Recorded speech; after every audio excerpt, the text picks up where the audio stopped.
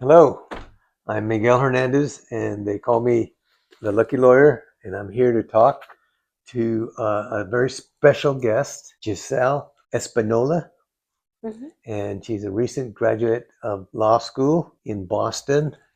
What's the name of your law school? New England Law, Boston. And Giselle is now going to be sworn in as a California attorney. She passed the Massachusetts bar, and now and she passed the California bar as well, and now she's being sworn in this Friday. Welcome. And thank you. And I have the honor of having Mr. H, the lucky lawyer, to bring me some good luck and, set me off in my career. I've been really happy to have met you and have some guidance from you, even at the beginning stages of this. I'm very lucky myself. So here we are. Let's start with a specific chapter in your book that Okay. really spoke to me. This is the second book, The Lucky Lawyer. The one that really spoke to me is the chapter titled Miguel, because it really made me realize that as attorneys, no matter what field, what sector of law you work in, you have this very unique opportunity to have an impact on someone's life. And, I think growing up, I always said, like, I want to change the world. I want to change the world. And you grow up and you become an adult and you realize maybe you can't change everyone, but even just impacting one life, one person at a time, is major. And I've had quite a few people that I've impacted Oh, on. yes. And For yes, sure. I remember that case very well. I was very surprised at the very end. We won the case. 5 years later, I ran into my client. It was a woman who had been pregnant during the trial. That became a big issue in winning the case, the fact that she was pregnant. And she was charged with vehicular manslaughter, and the jury found her not guilty. So about 5 years later, you read it in my book, I ran into her near the elevator. She taps me on the shoulder, and I look at her, and she says, "Do you remember me?" I look at her. I says, "Yes, I remember you. You're gonna have to help me with your name." And she tells me, and then I knew automatically which case we were talking about, and I was very, very fortunate. I was very happy for her, and she was happy. And I asked her what she was doing there in court, in the courthouse, and she said she was going to get birth, no, Marriage a license. marriage license. Mm-hmm. I'm sorry, No worries. a marriage license because she was getting married. And I was curious. I said, "This little boy, was he?" And because he looked about 5 years old, and here it was 5 years after the trial in which she had been pregnant. And she said, she cut me off. She goes, "Yes, he was. I gave birth to him right after the trial." Oh, I go, "Oh, that's interesting." And I go, "And what's his name?" And this shook me. She looks up at me and smiles. She says, "Miguel." And I go, "Oh." She named the child after me, and I was just stunned. She went up, and I had something to do in the court in the first floor, and so I was just on a cloud nine all day long after she told me that somebody actually named their child after me, somebody that I had helped in court. So it's a good chapter. Yeah, it's amazing. Just, something that's very routine to you. You're going about your day. This is your job. This is your work. Boom, we're done and we leave. Come back 5 years later and you see that you had such a huge impact. So much so that she would name her child after you. That's incredible. It would have brought me to tears. I'm a crybaby though. Now as I said, I've impacted a lot of people, Hmm. and I really enjoyed my job. I've been doing this for almost 50 years. It's 49 and a half years now. In about 6 months or so, I'm going to be retiring. Wow, congratulations. Thank you. And I figure I put in enough time. Yes, enough milestones accomplished there. Yes. One that brings me actually to my next question is going through criminal law and seeing the justice system, the real ins and outs and behind the scenes. Did that have any effect on you in terms of kind of demoralizing you to the justice system? Actually, no. I, because as my book says, I'm lucky. Mm-hmm. I've had I'm talking about many, many trials. We're talking about dozens and dozens and dozens where we came out, the jury agreed with us and found my client not guilty. So I impacted a lot of people's lives. I had one client, and it's in the first book when he was found not guilty.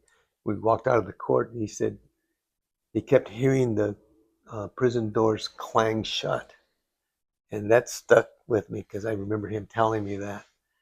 But that's the sort of impact I've had on people. They remember, they feel grateful for what happened, and you know, a lot of people were looking at a lot of time in prison, but the case unraveled. See, the thing is, the justice system is set up so that the prosecutor has the advantage. Mm-hmm. He or she has the police officers. They've got expert from the criminal lab and DOJ, and they have everything going for them. The state of California versus this person, Mm-hmm. and so you start out at a disadvantage, and then somehow, because the prosecutor is so sure of themselves, they don't look at the weak points in their case. And that's what I'm there for. I see the weak points and I bring them out and I ask the jury, does that give you a reasonable doubt? Of course it does. And then you see jurors nodding, and now all of a sudden you know you've won the case because they're connected with you. That's part of being a lawyer, is you connect with people. And here's strangers, 12 strangers in that jury box Yeah. that agree that your client was not found guilty, and your client walks out the door with you. Yeah. That's beautiful. I also was wondering on the same note, you're talking about, the weak points in the prosecutor's case. Would you say you win your cases more often because you're finding those weak points or because you have such strong points yourself? More the first part. Mm-hmm. They see that the DA's case has a weak underbelly that they don't really focus on. They're looking at, oh, I've got this officer, I got this other officer, I've got the DOJ expert, and boy, I'm going to win this case. And I'm looking at it and said, yeah, but this witness said this, and this officer said something else. Let's see what we can develop in court. Sure enough, they put their officer on and their witnesses on, and then I bring out the fact that they said something different at a different point. And I bring out that they were not in a good position to see what they say they saw. And, one thing after the other. And all of a sudden, the DA's case starts to unravel. And then during closing argument, you have to connect with the jury and show them what happened in court. And that's part of the magic. And that's part of the luck. Mm-hmm. I was very lucky. Yeah. Yeah. And it sounds like there's like an aspect of creativity when it comes to finding these weak points. Do you think that this was an acquired skill from being on the job, or you already came with at least a little bit of creativity starting this career? Well, I've always been a creative person. Mm-hmm. I love art, I love photography, and I love talking to people. I love history, and I just keep an open mind. And as long as my mind is open, I find things worthy of bringing out. And so it's both. It's an acquired, uh, I guess, an acquired trait, and then you also learn from what you're doing. But the main thing, and I think, I want to stress this to you. The main thing is you have to have confidence in yourself. Mm-hmm. You have to have some inner strength and not be bullied by the other side. As long as you hold firm, and in my book, one of my books, I say that one of the important phrases leading up to becoming a lawyer is don't let them say you sweat. Mm-hmm. And that was a commercial on TV. It was a deodorant commercial. And so you're in a real tight spot. You have to have that inner courage to keep a straight face. It's not affecting you, and you just don't let the other side see you sweat. And you hang in there. And by the time you're done, if you've got that strength and you've been polite and you've been kind in court, jurors will connect with you. If you're a bully and you shout and pound the table, you lose credibility with jurors, and they see you as just an arrogant bully, and they're not likely to vote for your client.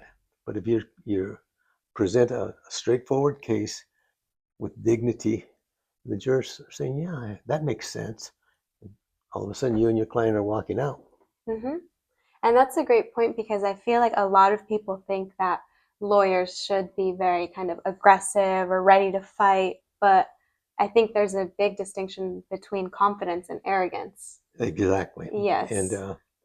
a juror, not a juror, but a court clerk during a recess in the courtroom came up to me and asked me, Mr. Hernandez, why are you always so nice? I said, excuse me? And she said, you're always nice in court. You're nice to the judge. You're polite. You're nice to the witnesses, and you're nice to the prosecutor. You never lose your patience. Why are you that way? And I said, well, my mom taught me how to be that way. That's the only way I know how to be. And looking back at my career, I think it's won a lot of cases for me when you're polite, you're nice, and you do your job, and you stand firm. You don't let them see you sweat. All of a sudden, you're a very formidable attorney, and Yes. that's me. I can't even count the number of cases I won. It just uh, I had a whole list of cases. I could shake my stick at them and not get down to the bottom before my arm starts to fall off. That's how lucky I've been. Yeah. Yeah. I think also I do more transactional law, but even in that side of law, I see it too when it comes to negotiations. Being nice and being friendly with the opposing counsel always gets you a more favorable outcome. Stand firm. Mm-hmm. And as long as you have a good heart, a smile on your face, it'll get you places. Mm-hmm. Mm-hmm. So, That's actually a little tip I'll share is one of the things I do when I'm answering a phone call, I'll pick up the phone, I'll smile really big first. Hi, this is Gigi, because they can hear your smile. They can hear that you're coming with a cheerful attitude versus if I just answer like, yes, this is Gigi. It's a big difference. and that's what I have a secretary and I have a paralegal, and that's how they answer the phone. Mm-hmm. Hi, this is the Hernandez Law Firm. How may I help you? And they're really Mm-hmm. cheerful. I listen to them when they answer the phone, and I go, people are attracted to that, and they Yeah. come in and see me, and then uh, we talk about their case. I once got hired by a woman who came in and she talked to me about her case, and we went over as much of the detail as we could at that time, and we talked for about an hour. And at the end, I said, well, you don't have to hire me. You can. There are a lot of other lawyers, and you could check, and whoever you decide you're most comfortable with. And she told me, Mr. Hernandez, we've been here an hour, and you have not one time mentioned money. I went to this other really prominent, very big lawyer in town, and that's the first thing he asked me when I walked in and sat down. She said, "How much money do you have?" Mm. And she goes, "I was so offended by that." And then here you've talked to me for an hour and you haven't mentioned money. She goes, "I want to hire you." So see, being nice and humble Absolutely. works a lot. Absolutely. Are there any values that you have carried along your career or seen other people carry, maybe other bosses or colleagues, attorneys, something that you would like to see more of in our younger generation? What I've seen and what has, in my opinion, paid off a lot is honesty. Mm-hmm. You have to be honest. Number one with yourself, but with the jurors. Mm-hmm. You can't start playing games and they think that you're lying. If they think you're lying, then you've lost the case. Yeah. It's if you're honest and you portray yourself, or at least give off that semblance of honesty, the jurors will identify with you. And if you're nice, and you're courteous, and you're strong, you're going to get a long way. You're going to go a long way to achieving what you need to achieve. Mm-hmm. So Yeah. I think it's a very, very big honor to be a lawyer and to be at certain tables or be able to walk through certain doors with a certain distinction and honor. But I see you through everything you do is carry humility. And I think that's so important and admirable because it's easy to get caught up in titles and, jobs and big law firms or whatever it is. But humility is always going to get you to connect with people better, have genuine, meaningful, long lasting connections, which is something I look for in my clients.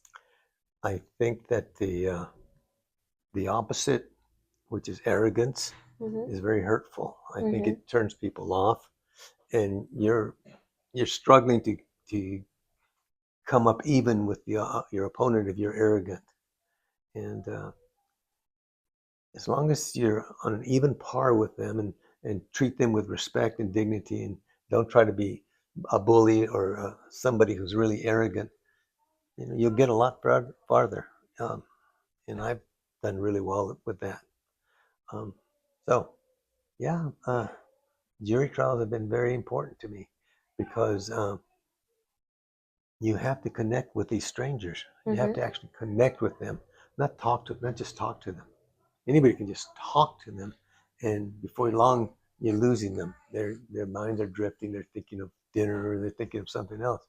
But if you're connecting with them as to what happened in court, they're listening to you. And once you got them listening to you, and you make a certain motion with your head, did you see that? Did you hear that? And they go like this to you. You know you've connected, and you know you have their attention. Mm-hmm. So that's really a strong point to really emphasize. Mm-hmm. Mm-hmm. And you seem like you're very assertive. I like that. That's very Yes. good. And you're very and that's good. That's not arrogance. Being Mm-hmm. assertive is not being arrogant. Being assertive means you're strong in your position, you're respectful, and you get your position across, and Mm-hmm. that's what counts. And I Mm-hmm. see that, and I think you can do really well. Um, Thank you.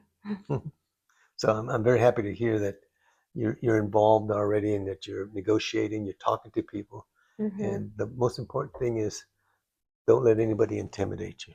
Yes. You belong there, whether it's in court or in the law office or talking to another lawyer. You belong there because you worked for it, you aspired to it, and then you worked for it, and then you succeeded. And nobody can take that away from you. So you have to be strong and assertive, and don't let them intimidate you. Yes. Thank you so much. I mean, Absolutely. Especially starting off and being only 26 also. There's a lot of, my colleagues and classmates who are maybe 2, 3 years older than me, but still older than me. And I think being kind of young in the field, it can sometimes set in like, oh, maybe they don't take me seriously because they think I'm just a kid. But yeah. bringing that assertiveness and that confidence will take me further. Well, being young is one thing, but you have to know that the other side has to see you as strong. Okay, Mm-hmm. um, there's no reason why they should have the upper hand. You should be on equal terms with them. And in fact, I like to tell people this is that I've mentored people, young people who've, I was in practicing for 10, 15 years, and I'd see a new lawyer come in, male or female, and they're kind of modest and kind of meek in front of the judge, and the judge is kind of intimidating the prosecutor, because I only do criminal cases, and Mm-hmm. that's why I'm talking about prosecutors, is kind of like taking advantage. They scare them. I've taken these people aside, young men and young women.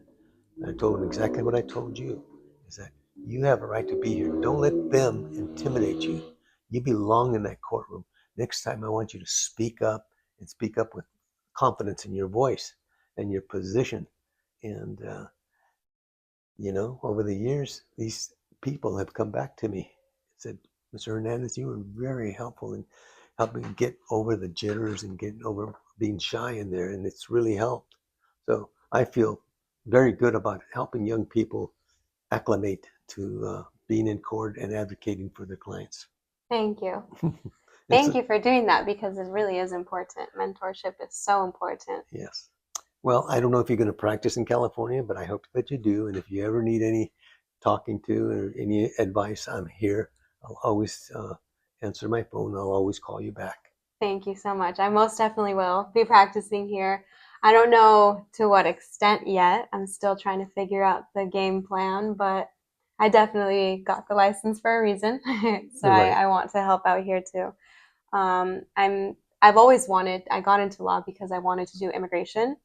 And that's just from being a product of immigrants. All my family are immigrants, and I've seen, their hard work. But Me personally, when we were younger, my brother and I were younger, I don't know if he came with us, but I remember driving from Seaside to Oakland, and I was like, why do we have to drive hours for you to get access to an immigration attorney? You know, it just kind of blew my mind.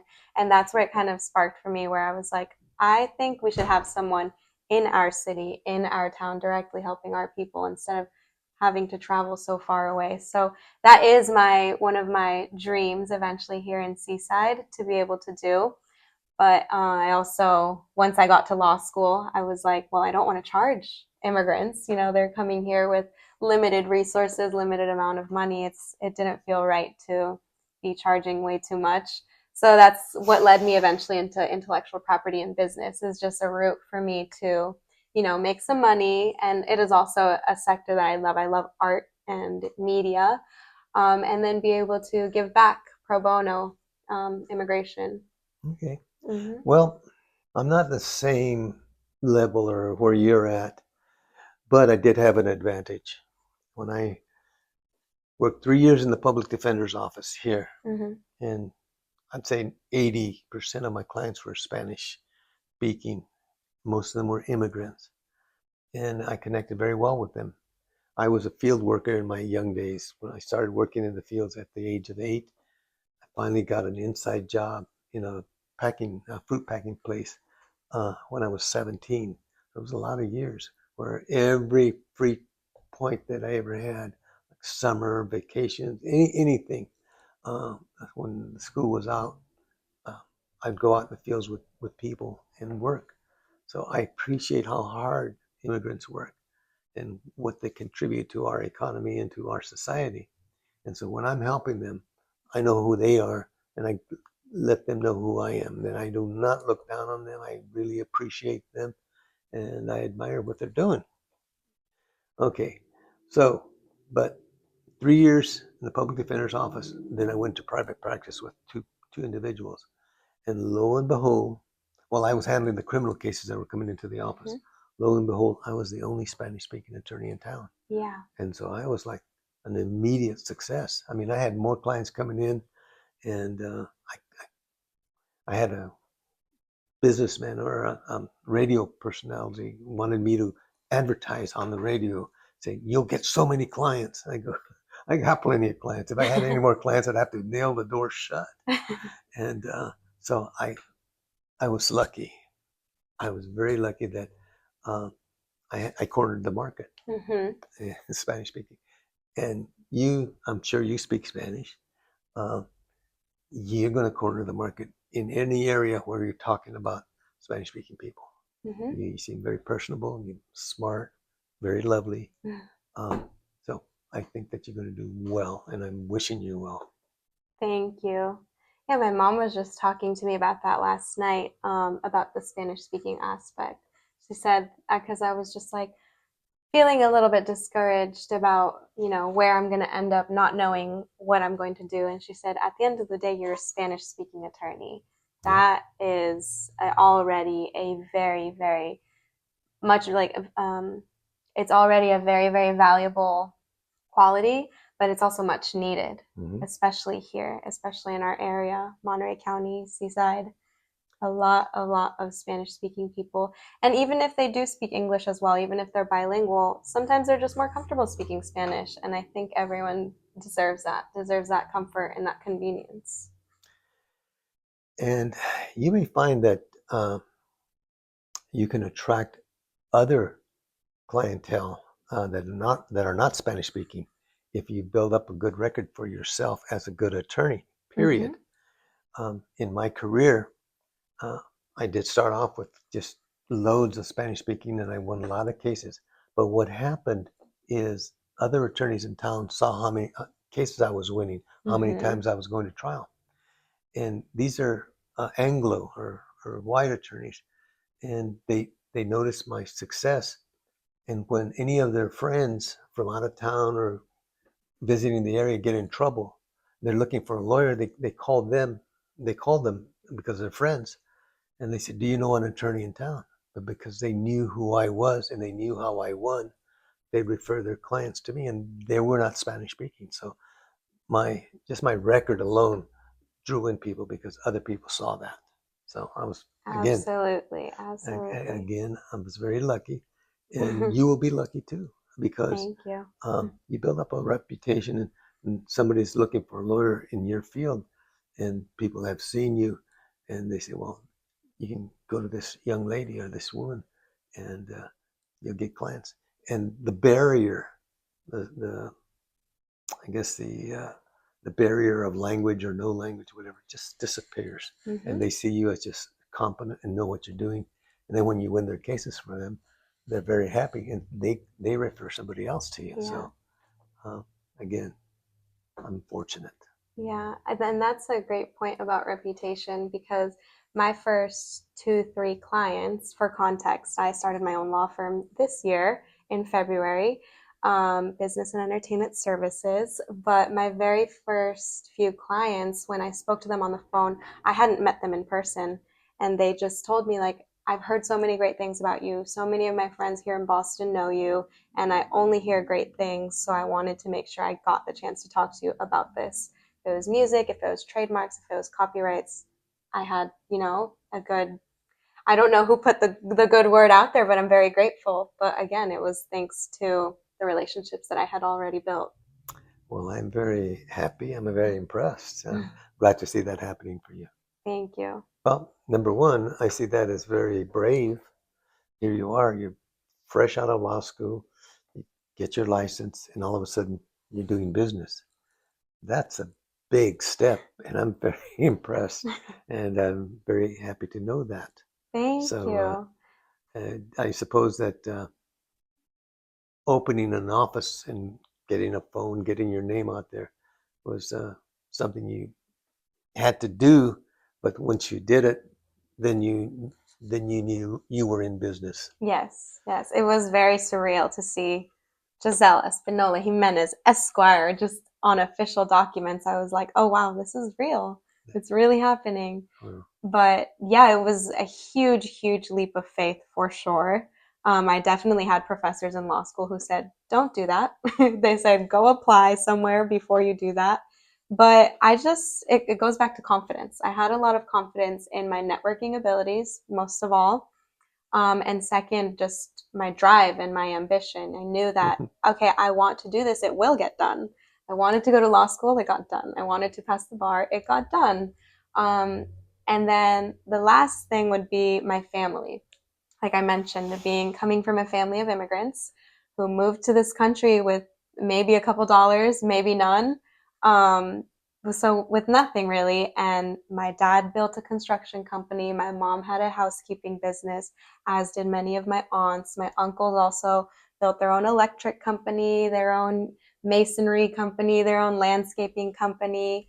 And it was thanks to them that I said, if they had no resources and were able to get to where they got, me with the resources that I've been given, thanks to my family's hard work and sacrifices, why would I not be able to do it? And so that just really set the fire under me to go for it. And here we are now. Well, I'm super impressed. I'm very happy for you. Thank you so much. Do you ever think about where you'll be in about 5 years as far as the practice of law? Not yet, honestly. If I'm being honest, I haven't yet. I think because law school was kind of a 10-year plan for me. It started when I was 16 in high school, and I was like, okay, I want to be a lawyer. So I knew this 10-year plan. I knew I wanted to be a lawyer. Now I've finished the 10-year plan. I'm at the end of it, and now it's time to create a whole new one. And that's where I'm still trying to figure out, still a little intimidated, I guess, not knowing where my business will end up. Yes. But Yeah, well, all you have to do is be true to yourself and just push forward, and things will happen for you. I think by reading my book, you'll know that I kind of fell into becoming an attorney. I should have called the book The Accidental Lawyer, but there was already a book called The Accidental Tourist. It was made into a major motion picture. Oh wow! Yeah, Gina Davis was the actress, and she won an Academy Award for that. Wow. And so when I was thinking of The Accidental Lawyer, I said, no, it's copying that, so I didn't want to do that. So that's the next best thing I had was the Yeah. Lucky Lawyer. But I had no idea. I just kind of stumbled into becoming a lawyer, stumbled into becoming a criminal defense lawyer. I had no idea I wanted to be a lawyer or a criminal defense lawyer. As far as I was concerned, when I read about people being arrested, I assumed they were guilty. And I didn't want to be representing guilty people. That was my background. And that's what I was, I guess I was brainwashed into thinking that. Um, but once I started representing somebody, you have somebody's life in your hands and you have to do your best. And all of a sudden, good things start happening. And my whole frame of thought changed. I was no longer looking at people as criminals. I was looking at people being accused. And a lot of those people that were accused ended up not being found guilty. So I learned very quickly not to prejudge anybody. I don't judge people. In fact, sometimes clients, when I'm interviewing them, they're shy about telling me what the case is about or whatever happened. And I look at them and I say, you know, I'm the least judgmental person in the world. I won't be judging you. I just want to hear the facts so that I can see how I can help you. And so that helps me with clients. That helps me a lot with clients that I don't judge them. People ask me, how can you represent guilty people? I go, I don't represent guilty people. I represent people who are accused, and it's up to the jury and sometimes the judge to determine guilt. But they're presumed innocent, and that's my job. That's what I was trained to do. It's like a surgeon. A surgeon has a person in front of them, and he has to operate on them. They don't pass judgment on them and say, is this a good person or a bad person? They just do the job that they're trained for. And that's what I do. I do my job to the best of my ability. And I learned a lot of things in law school and after law school. I had some great mentors along the way. And you just have to do things the right way. You have to be ethical. You have to be honest. There's a prejudice out there. There's the idea that defense attorneys are liars and that they get their clients to lie. No, we're very careful about that because, there's ethics that you have to consider and professional conduct. You cannot lie. You cannot have your client lie because you're in trouble. You can be charged with perjury or subordination of perjury. If you know your client's going to lie, you tell them you're not going to testify because you're going to have to lie in order to get your story across. And you've already told me the opposite, so I can't let you do that because then I'm in trouble for putting you on the stand to lie like that. So you have to be honest. You have to, and even though there's a prejudice, there's a presumption that people think that you're lying, that the attorney is lying. It's just the opposite. We have to be very, very careful not to engage in that sort of conduct. Absolutely. I think the media and movies, make it kind of fun and make it kind of a joke that that's the case. But in reality, to the viewers and from a real attorney, we have a very strict ethical and professional code of conduct that we do follow. Ideally, we do. Yeah, we do. We do, but ideally everyone else as well. But yeah, I'm, especially as a new attorney, I'm very, very careful. I get kind of nervous. I always double check the rules, always on the ABA website, checking like, am I doing this correctly? Because it does matter, and the consequences could be very, very serious. Yeah. I remember my first boss, and we had lunch with him today when he hired me, and I was in the office just a month or 2 months into the office, and an issue came up, an ethical issue, and I asked him, what should I do here? I explained what the issue was, and he told me, do the right thing. I go, that's it? I came to you for advice, and you say do the right thing? Because I know you'll do the right thing. And that stuck with me. I've always done my very best, and I always do the right thing when it comes to making a choice or a decision. And it's captivating. It gives you an insight I think as to the point that you were making before, is a lot of people look at people who are arrested and think that they're guilty. And this book really does give you the perspective of, oh, they've been accused, you know? So I think it's great for even people outside of the legal world. It's a good read, and it captures you. You know, even if the stories are short, they're captivating and they're impactful. Well, another way of looking at it is people like underdog stories. Mm-hmm. They root for the underdog. Look at Rudy, the movie Rudy. You ever see the movie Rudy? No. Oh, it's a young guy who always wanted to play for Notre Dame, Mm-hmm. and he goes there and he's just like an underling in the whole system, but he doesn't get a chance to play. Then he gets his big chance, and everybody's rooting for Rudy because they want him to shine, they want him to win. Well, in these cases, you have these people who come to you and come to me, and they're the underdog, and it looks like they're going to lose the case. But because we stick to it and we present our side in the best way, and all of a sudden they win, people like that. People like to see the underdog win. Mm-hmm. I don't have anybody here in these books, these 2 books that I've written, that got away with something that they were just, no, they were the underdog and they succeeded. And that's what people like that. Mm-hmm. It reminds me of this quote that I underlined. Let's see here. I don't know if I'll find it. Essentially, you just said, I went there and I did my best. Doing your best is what got you the results. You fought to the best of your abilities, and it was essentially saying, like, there was peace within you knowing that you gave your all and did your best. There wasn't any stress of like, oh, I could have done more, I could have done this. You just realized, no, I did my best. I did everything. I gave everything I could, and it worked out. Yeah. I had a client that was looking at 125 years in prison.